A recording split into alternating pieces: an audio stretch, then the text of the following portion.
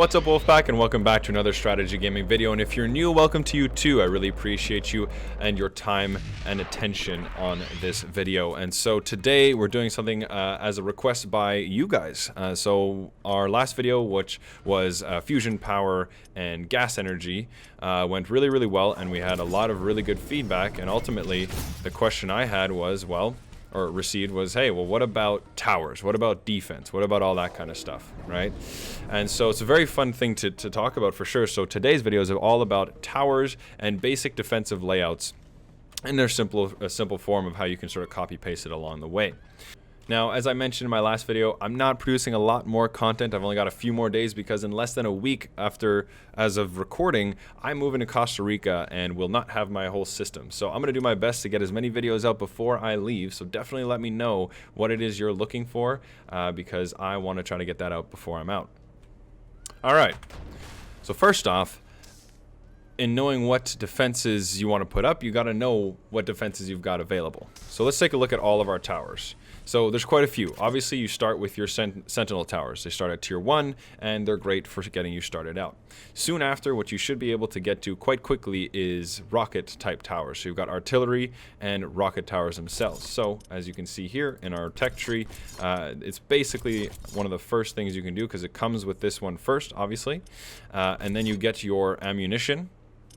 And then you get into your artillery and rockets. So personally, these are the first defense towers that I go for in my upgrade, and I get them pretty early game quite quickly because having those explosions is very helpful for clearing many enemies at once. So after that, you're likely or potentially going to move towards flame. Personally, not a fan of flame. I very rarely put it into my defenses. The only time I would is if there was particular aliens that are susceptible to flame in the biome that I'm in, or I just want to watch shit burn. You know, that's also possible. It is aesthetically pleasing. But again, in terms of that, it's along the same line. Once you research this, you can then also find your flame tower. The reason why they're under this is that everything underneath this tech requires ammunition to be produced by the ammunition factory or ammo factory and then ammo storage. Now, something a lot of people don't know.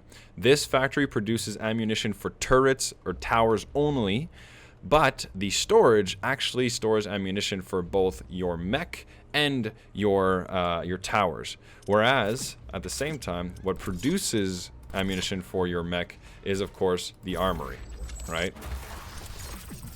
So, after flame, typically you're going to want to try to go for railguns. That's what really adds up fast. And the thing that's great about railguns is that they're actually quite affordable considering how powerful they are. And so if you look at them, the only specialty resource is cobalt, which you can get very early on in the game, whether from aliens, it's a common drop, even from plants, so on and so forth. Cobalt is the most common rare resource, basically.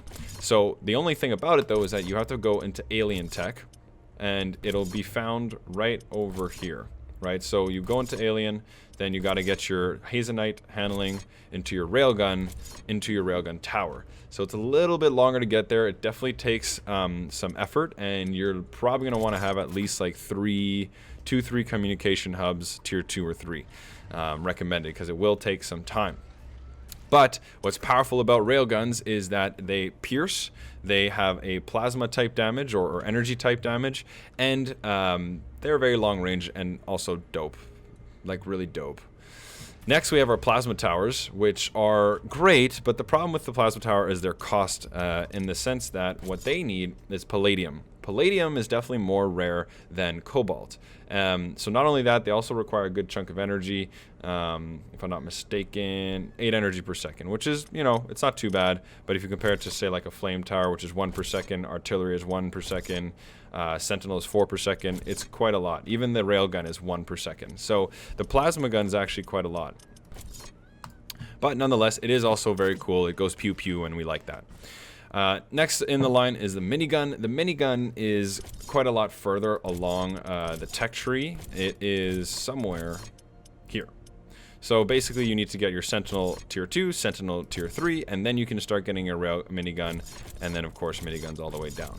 So it's a little bit further down. It's not super necessary. I haven't actually needed it in any of my defenses. Again, it's kind of aesthetically cool, and it becomes powerful when there's a crap ton of enemies, but it's in the campaign, not crazy valuable. Yeah, so it's just, you know, really cool.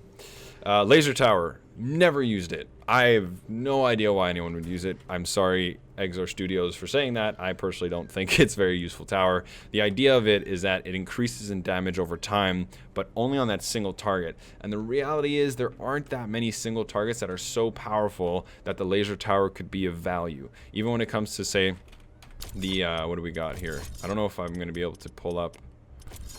No, yeah, it's not there. That's too bad. I was going to show you some of the big creatures, but you can't. So anyways, point is, this thing is good if you have a single big target, but it's rare that that's the case.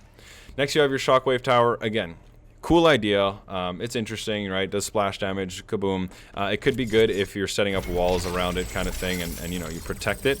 But again, personally, it's just not crazy valuable. Again, it is very cool. It is very fun. But just not super necessary. Next is the mine layers. So mine layers, again, not the most useful thing in the world, just because it's very burst related, in the sense that when a wave starts to come in, it's only going to kill a portion of the wave, and then you're still going to have a lot left. That being said, it can still clear a lot of the wave. Here's the thing though, is that usually waves come in difficulty, like in a scaling difficulty. So what I mean is that as a wave comes in, the soonest parts of the waves are usually easier or lower tier aliens than the later part of the waves. So the mines are going to be all used up killing the easy guys and none will be left for the big bad boys. But again, they are cool. It's fun to see like all the mines get dropped automatically and they happen over time, and it's just kind of cool. You know, all that does is cost 4 energy per second. So hey, why not, right? This is also, in terms of where it is further along the line. If you get to your sentinels, here's your attack drone.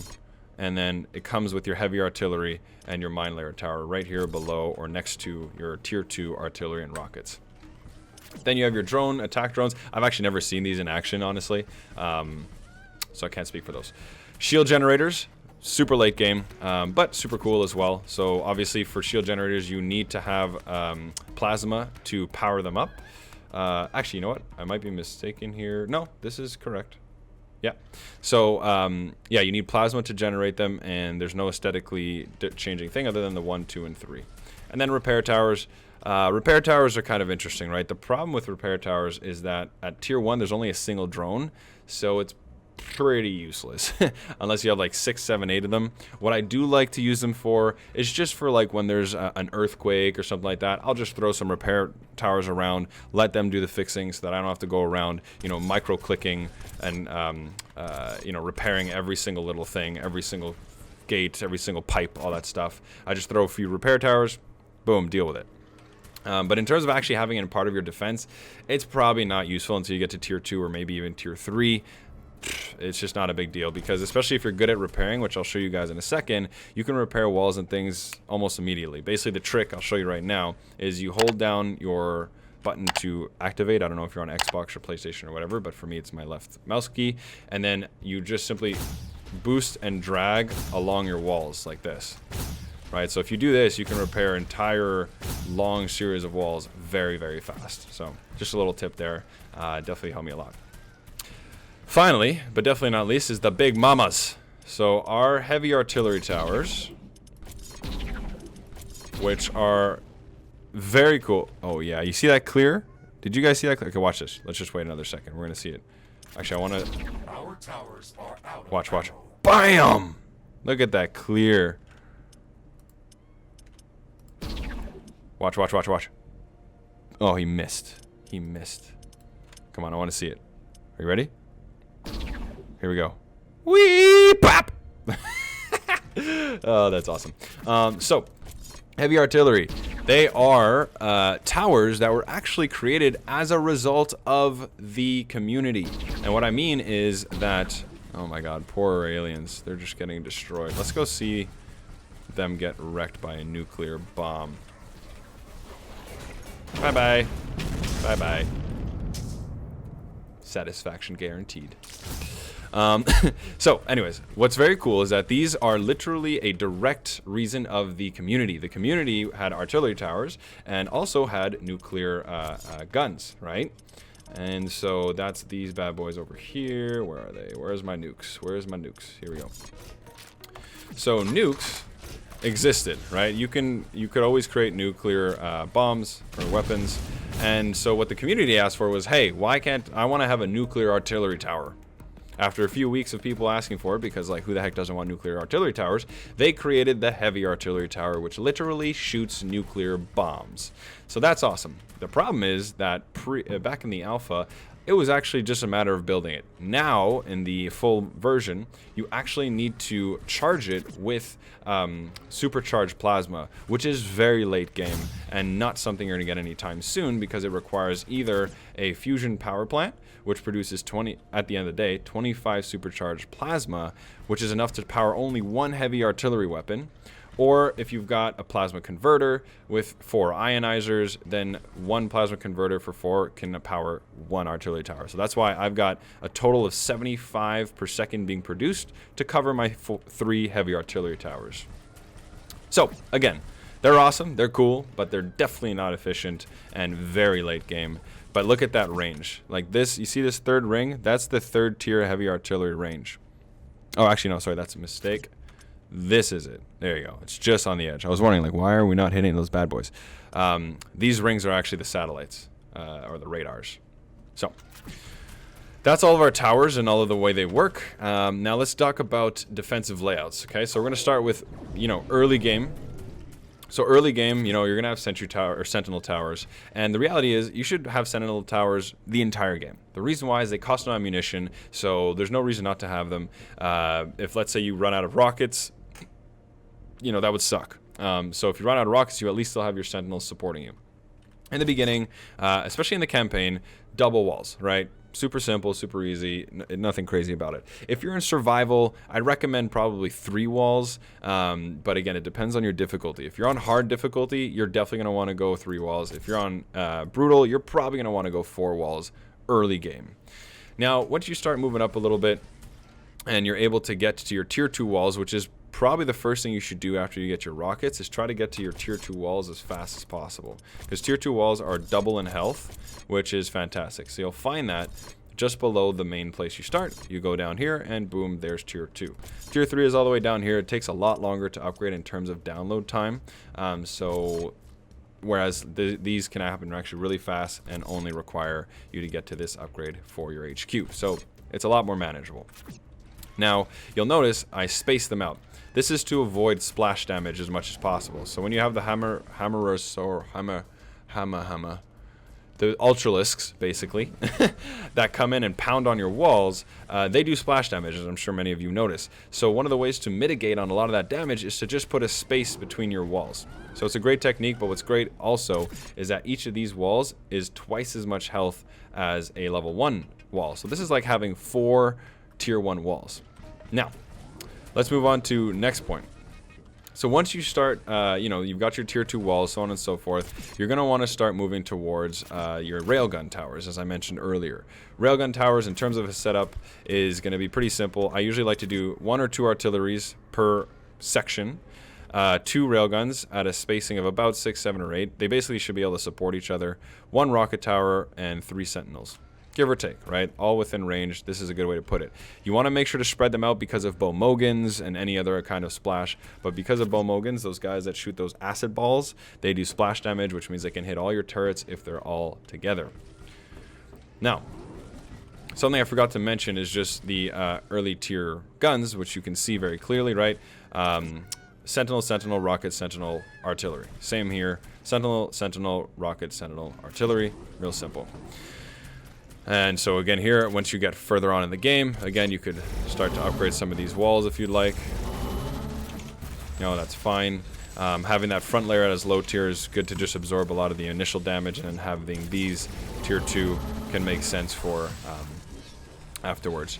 But so 2 artilleries, the 2 railguns, the rocket, and 3 sentinels. Now here's a little tip that's actually surprisingly very valuable. Notice my portal placement. This is very intentional. I'm putting the rift portal right in front of my gate, and the reason why is, let's say I'm, you know, battling around the entire map and I want to get into this fight. Boom, I'm immediately able to get out. Like, to the degree where, because I know that, I can actually boost right out and get into the fight. Right? And so it's very important. I see a lot of people, what they'll do is they'll put their portal somewhere like, let's see if I can do an example. Maybe they'll put their portal somewhere over here, right? And the problem is that once I do portal in, I'm actually far away. I can't really immediately get into the fight. Now, it's not the best example, but I've seen much, much worse than that, that's for sure. So always put your portals right in front of your gates. So next is basically, after that, if you'd like to play around with some fire towers, again, like I said, I'm not a fan of flame towers, but if you would like to put them, I'd put them 2 walls in, but within the walls, so that they can really reach, because obviously they're much shorter range than most of your turrets and towers. And so this is going to cover all of your early game. Like, you really don't need to do more than this, and you basically just want to copy the layout throughout. So honestly, this here, right here, will get you through a lot of the game. You can just copy this layout over and over and over all across the place that you go. Right? The only place where this becomes somewhat strange is at choke points and such. So using the terrain is an incredibly important part of your build, of your base build setup. You basically always want to be connecting walls to rocks and other and mud pools and sludge pools, which, by the way, if you didn't know, enemies cannot go through sludge pools and mud pools, except for obviously the mud monsters that spawn there. But in terms of waves, they never actually come out there. So for example, right here, these rock formations make for a very clear and effective place to defend, because they obviously can't go through here and they're forced to funnel into this area, right? Same all on this, they can't go along any of this. So as I mentioned, right, sentinel, sentinel, sentinel, rocket, railgun, railgun, artillery, right?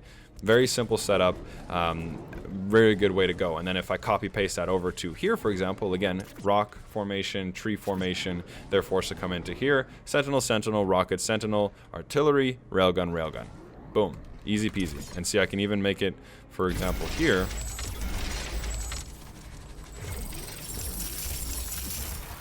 And then to keep it all together, I can still simply just put... Hey, welcome to the wolf pack, brother. Oh, looks like someone just followed. Whoops-a-daisy. Phoenix on YouTube subscribed. Well, Phoenix, if you happen to be watching this, thanks for subscribing. But see, I can still now use this same railgun to cover this one, as well as the same artillery to cover this right side, because odds are that usually, you know, from north, west, south, and east, they're not going to come from all at the same time. They'll usually come from one per direction and so on. So I can choke it out over here, for example. And of course, as you can see, portal right next to the doors. Boom, I'm good to go. Now, one of the things a lot of people don't know is that with the excess mods, for which you will likely end up having quite a lot eventually, you can actually put them into your tower. Now, it's kind of tedious, obviously, to go to like your 300 towers and put in mods in every single one of them. I don't do that. Usually it's like maybe my tier 3 railgun tower or some kind of most valuable towers. I will put mods into those. Artillery is actually a very good tower to put mods into. For example, this heavy artillery that I accidentally just sold. That was unintentional. Build more ammunition factories. So, like I was saying, the artillery towers are great to put into because you can increase their splash damage and their attack rate. That's huge for artillery, right? Now, that being said, something important to know is that you can only put 1 mod per tier. So if you've got a tier 1, you can only put 1 mod. If you've got a tier 3, you can put 3 mods, right? Of course, tier 2, as a result, can only put 2.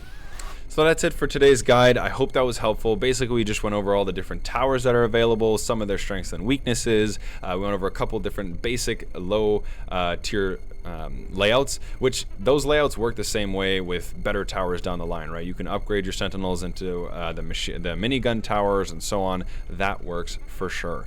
And then, like I said, using rocks and trees and all the environment to help with your defense, because your aliens will never go through these objects and basically the environment. And so you can funnel them much better into your defenses. I would even recommend that you layer your defenses, especially on brutal or hard survival mode. You're going to want to layer your choke points. So at every point that you expand your base, try to always continue to add layers of choke points. But that's going to be it for today. And so Steel Alpha Wolf with a nice big fat nuke. Signing off.